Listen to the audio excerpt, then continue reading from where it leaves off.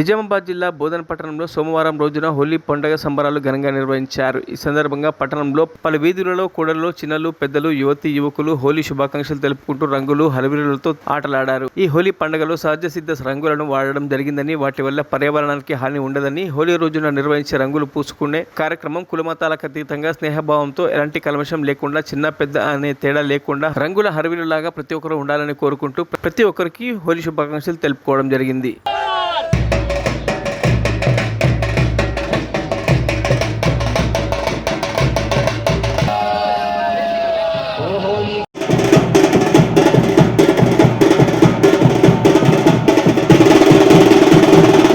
జై శ్రీరామ్.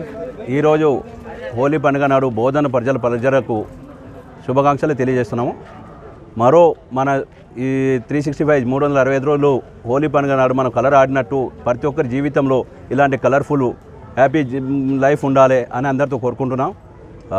ప్రతి ఒక్కరి మనసులో ఏవైతే కొన్ని గుణాలు ఉంటాయి, ఈరోజు మనం ప్రాణాన్ని తీసుకొని అది తీసేయాలి, మనసులోకి వెళ్ళి అందరితో ప్రేమ భావంతో ఉండాలా, మళ్ళీ అందరితో మంచిగా కలిసిమెలిసి ఉండేటట్టు మనం ప్రయత్నం చేద్దాం. ఈరోజు నుంచి ఈ హోలీ కలర్ ఆడడం వల్ల అదే మనకు ఒక సందేశం, అందరితో ప్రేమతో ఉండాలి, అందరితో మంచి కలిసిమెలిసి ఉండి ఈ కలర్ లాగా ఎట్లయితే కలర్ కలుతున్నాయి అలా మనం కూడా అందరితో కలిసి ఉండాలి.